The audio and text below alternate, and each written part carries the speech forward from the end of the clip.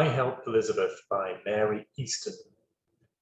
It caused quite a sensation at our house when Elizabeth fell ill.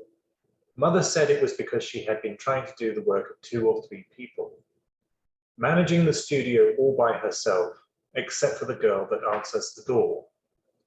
For Elizabeth is a photographer, a very good one, and people come to her from near and far.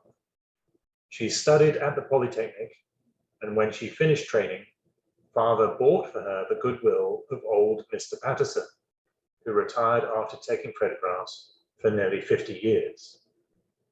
So Elizabeth has carried on his work and done very well, until she distinguished herself by fainting away right in the midst of a sitting.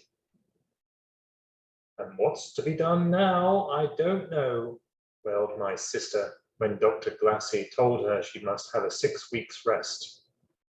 Margaret Gibson promised to come if ever I got into a fix, but she's on holiday somewhere, and it may take days to get her down. It's so annoying to happen now. Just when I was going to that big do at Greater Ilchester, and was hoping to hear the speeches and snap Lord Lossidale, and why not let Juliet carry on at the studio until Margaret can get here, suggested Mother, looking at me. She's had nearly a year at the Polytechnic and is doing quite well. I'm sure Juliet could manage for a day or 2. A very good idea, said Father.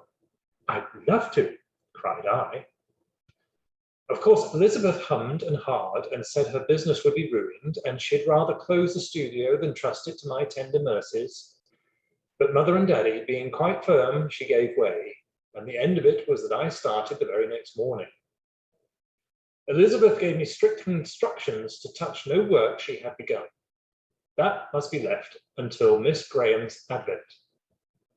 I might take the photo of any willing caller after I had explained the reason for my being there and how I was simply carrying on until my sister's friend arrived. I was to show prospective sitters too samples of work I had done. I hadn't been there long and was busy arranging some snapshots I had taken the summer before, and Ethel McEwen, the girl, was dusting the shelves when the doorbell twinkled and a nurse walked in with 2 small boys whom she wanted photographing. She was very put out to find no one there but me, and I had quite a difficulty coaxing her to let me take the children, who, whilst the discussion was going on, were amusing themselves by fighting in a corner. The duel ended in a dismal howling, and for a time chaos reigned. But whilst I was getting things ready, I began to talk to them about our cat, Peterkins, who climbs in at my bedroom window every morning to wake me up. And so absorbed were they listening to this ditty that I got a capital snap. The next to come was Dr. Glassy, who had heard what I was doing when he called to see Elizabeth. His family had been worrying him for months, he said, to have his photo taken, and as he and I were such old friends, he thought he'd let me try. I would rather have taken the king than Dr. Glassy, because Mrs. Glassy is such as awfully fussy lady. But I said I'll do my best, and he promised to look in a little later. And then it'll be my turn to operate, I warned him, and he laughed. He turned up a couple hours after, and I'm very glad to say the operation was successful. Even Mrs. Glassy was pleased. We soon got in touch with Margaret Gibson. She was staying at Ilfracombe, but unfortunately had contracted a chill and could not possibly travel for a day or 2. The day or 2 lengthened out into a fortnight, but I wasn't doing badly. People seemed pleased with my work, and the mother of the 2 quarrelsome infants said she was charmed with the proofs and would like a dozen, cabinet size. They were new people, rather posh, who had just settled at the Towers, a fine old place near the Downs. Their name was Engledew. Mrs. Engledew did not call herself for the photographs. Instead, she sent her sister, and as soon as that lady came throughout the door, I would have given worlds to have her in front of my camera, for she had the loveliest and sweetest face I had ever seen. "Good morning," said she, smiling. "I have come for the photo of my little nephews, Roy and Alec Ingledew." I brought them out, and she was charmed. "I'm told how clever your sister is," she said, "and I think you must be following in her footsteps. May I see some more of your work?" I showed her several things, and she was so pleased that I screwed up my courage. "I wish you'd let me take you," cried I. "I'd simply love to." She laughed. "My friends are often telling me it's time I had my photo taken," she said. "You shall." So I took her, and she looked adorable.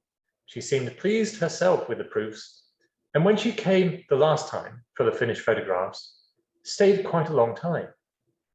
I felt I'd known her for years when she said, "Goodbye." I did another print of her, especially for the window, and stuck it right in the center where everyone could see, for she had an angel face. The people passing by must have thought so too, by the way they stood and gazed. The next morning, I was altering the window when I saw a gentleman looking very hard at the picture in the middle. He was tall, not very young, but had a kind and pleasant face. All at once he looked up and our eyes met. The next moment he was in the shop. "Did you take the photo of the lady in the center of the window?" he inquired. I told him yes. "Can you give me her address?" "She's staying at the Towers, that big house near the Downs," I said quickly. "But you'll have to hurry if you want to see her, because she's leaving Ilchester this morning. She told me so." He didn't say another word, but dashed out of the shop, and I saw him racing along the road that led to the Towers. I felt quite interested and did hope he would get there in time. He did.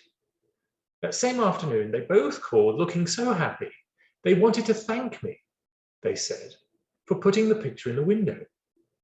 "We are very old friends," the lady told me, "but I've been abroad, so we have not met for a number of years and might not have come across each other now if it hadn't been for the picture."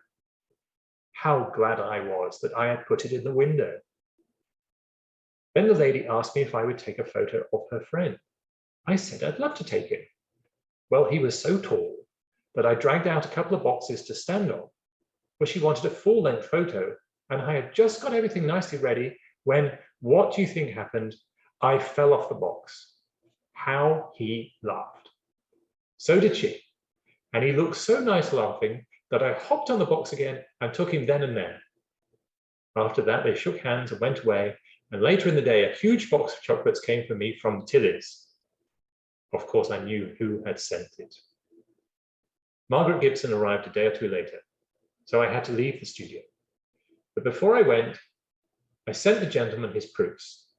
He had asked me to address them to a club in London in the name of Gordon, and I was just busy wrapping them up when Margaret came into the room. "Juliet," cried she excitedly, "how did you know to take this? Don't you know who it is? It is Stuart Gordon, Lord of Lossidale." And sure enough, it was. Elizabeth is thrilled.